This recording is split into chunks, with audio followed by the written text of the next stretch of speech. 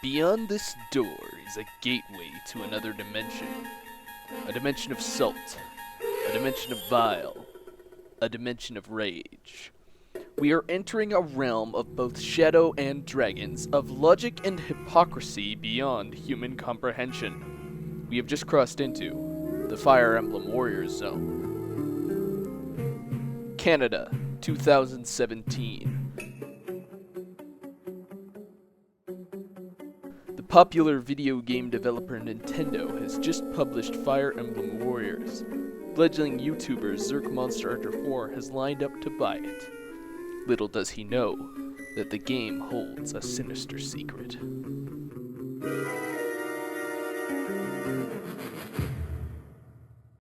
Fire Emblem Warriors sure stirred up a lot of controversy compared to its actual quality. Perhaps it's my confirmation bias, or maybe the game is just that unremarkable, but I found the entire experience to be overall average, even though I had a lot of fun with it. But let me just say that considering I actually bothered to finish the campaign and grind my ass out through most of history mode, it puts Fire Emblem Warriors above a lot of other games I've picked up and dropped right after the first few hours. So what about it made me slog through it? Well, that's why we're here today.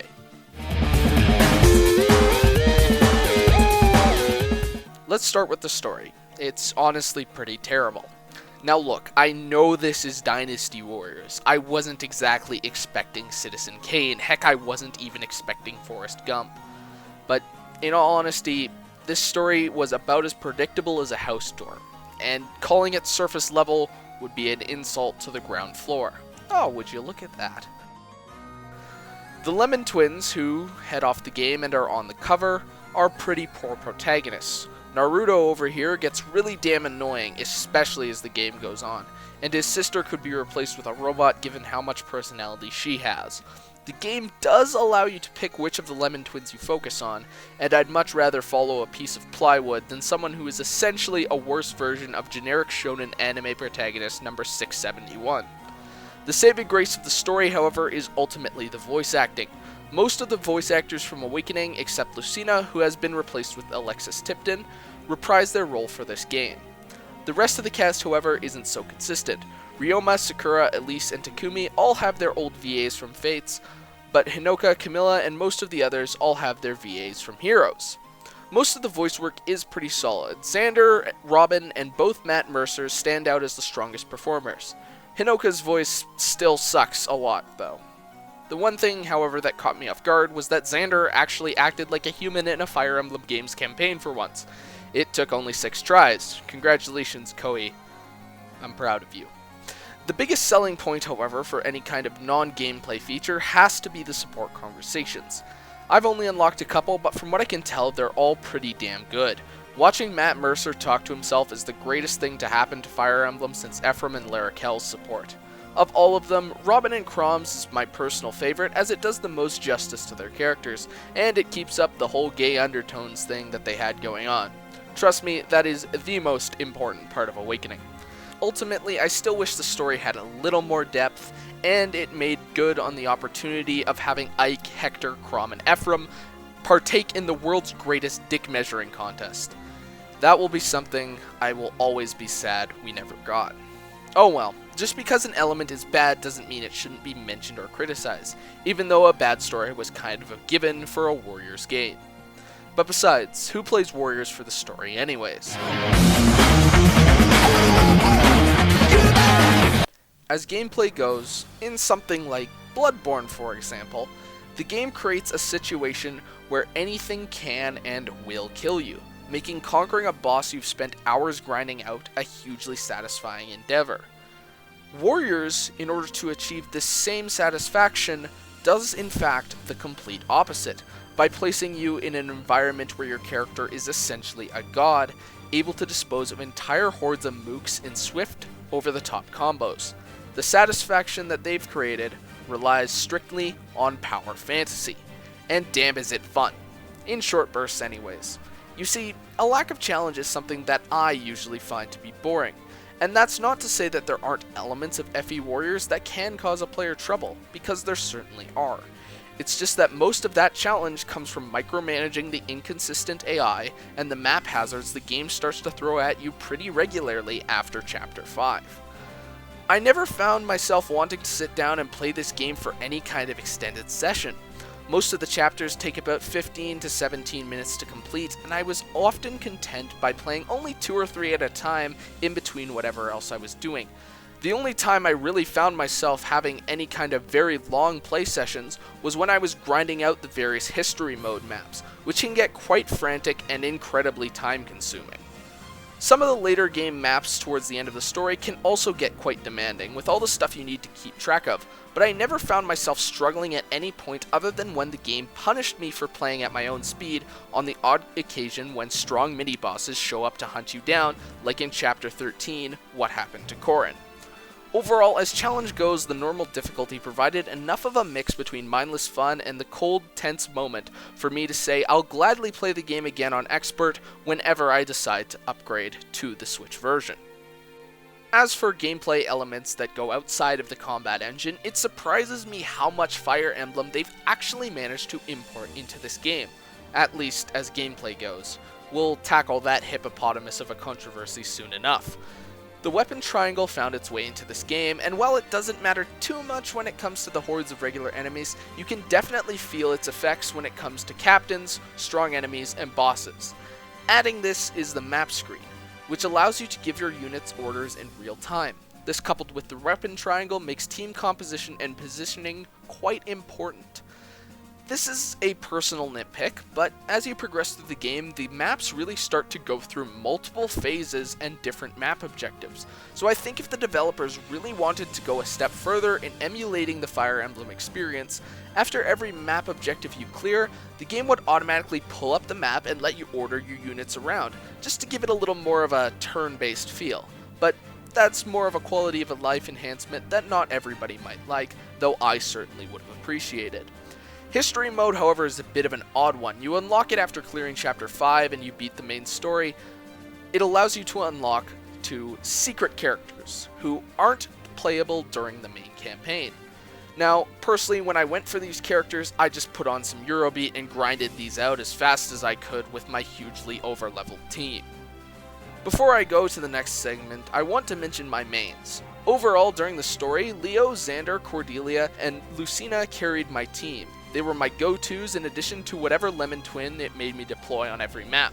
I think overall Leo is the most unique, as he has the most badass triple laser thing I have ever seen, and it is just so satisfying to pull off. I've yet to put any kind of meaningful number of hours into playing a certain green-haired Myrmidon, but I'll get back to you when I have, however.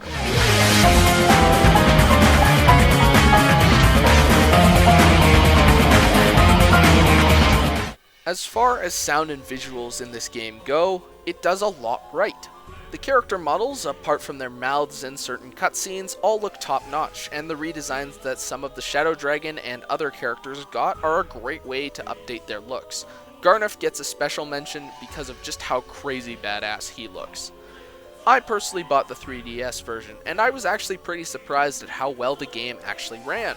At no point did I ever experience frame drops of any kind, and it kind of makes me wonder exactly how well this thing will play in a dock Switch with that overclocker working its magic. But even on the 3DS, the game looks and sounds great. If the Switch is the GTR of handhelds, the 3DS is the 370Z. Well, 2 out of 3 ain't bad. As far as music is concerned, this one's, again, more of a personal taste thing. Do you like electric guitar? If so, you'll love this game's soundtrack. Personally, I prefer the orchestral arrangements Awakening and Fates had, but the soundtrack is not terrible by any stretch. It's just that when it comes to rock, I've always preferred Kansas and Dire Straits to AC/DC, and Warrior's soundtrack is certainly what I'd think of if AC/DC composed the soundtrack to a Fire Emblem game. Break down, break down. Break down, break down. I think I should address the controversy surrounding the roster. Prior to release, the developers stated that the game would mostly feature characters from Awakening, Fates, and Shadow Dragon. This threw the veterans into a riot. After being burned once by TMS and then spoiled by FE Heroes, fans were understandably upset. but I am not going to defend any of the actions or complete vile that was sent Koei Tecmo's way, because complaining about a roster by sending death threats is a terrible idea. I will, however, defend the notion that Fire Emblem as a series has too rich of a history to ignore so much that they did. People will compare this to Hyrule Warriors, but I make the argument that most of the major characters in Zelda games are recycled for each installment. You will always have Link, you will always have Zelda. Thus, Hyrule Warriors can more effectively represent an entire series than you can with Fire Emblem, a series that basically throws its entire cast out the window in favor of a new one in every single entry, barring a couple sequels and remakes. But this presents its own set of problems, as in order to effectively represent the series as a whole, you pretty much only have to include the lords and the major villains from each game in order to still keep the roster at a manageable size for development. But then, fan favorites will get excluded, meaning nobody is happy. And before you say the roster doesn't matter, it's the gameplay that's important, if the gameplay was all that mattered, why would I not just play regular Dynasty Warriors? I don't give a shit about any in medieval China, so thus the gameplay is all that matters. What I do, however, give a shit about are characters from a game series I love, and I want to see as many of them get in this game as possible. I think the only thing at the end of the day we can actually blame Koei Tecmo for is playing things too safe and not handling the backlash very well. As I mentioned earlier, there are 2 secret characters you can unlock via history mode, and I honestly believe that we were never meant to see these characters until the game came out.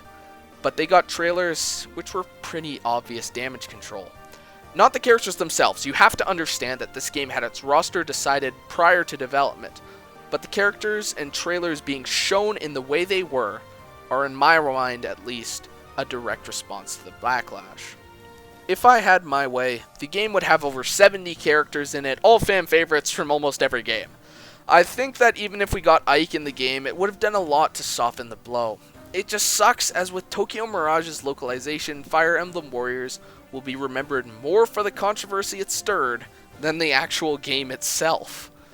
At least, when it comes to Tokyo Mirage, people were all too busy getting mad at 4Kids, I mean Treehouse, to get mad about the character roster.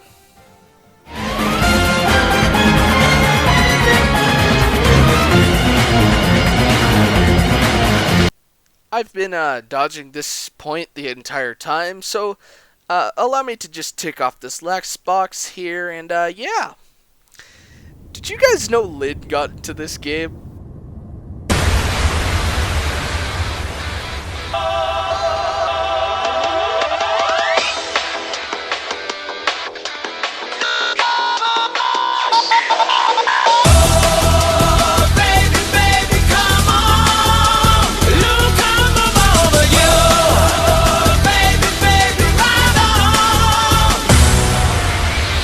Oh my god, she is the freaking best. Oh my god, like, the freaking jiggle physics, oh my god, it blows my fucking mind. I can't believe that they actually put her in this goddamn game. Like, she is effectively, there was an interview where they said she is the Marth to the Western fan base, and that is, like, so perfect for her. But she's like Marth, except she's hot and has thighs, large breasts now, apparently. I'm not complaining. I mean, it's kind of...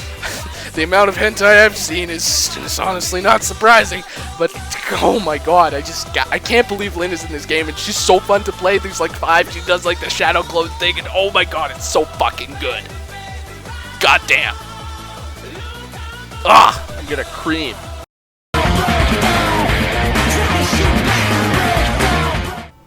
Honestly, Fire Emblem Warriors is basically the video game equivalent of a summer popcorn flick. Entertaining, but not exactly the best story ever told.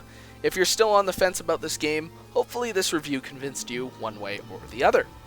I personally don't like numerical scores because I think they devalue the rest of the review by summing it up into one single number that most people use. But if I had to give this game one, I'd say like, I don't know, 7 out of 10? Something like that. It's certainly fun. If you're a cheapskate like me, I'd recommend getting the game in the 3DS version. Even with all the DLC, you're still saving money relative to the Switch version. Otherwise, if you really want the best experience possible out there, go get the Switch version. Koei has gone on record saying if the game does well, they'll release a sequel with more characters from across the entire series. And while releasing Fire Emblem Warriors 1 a week before Super Mario Odyssey, I think was a pretty dumb move. I think seeing this game push about 500,000 units would send Koei a much better message than complaining about how Ike isn't in the game on Serene's Forest or whatever. Anyways, that has been my review of Fire Emblem Warriors. My name is ZerkMonsterHunter 4, and as always, no matter what games you like to play, happy hunting.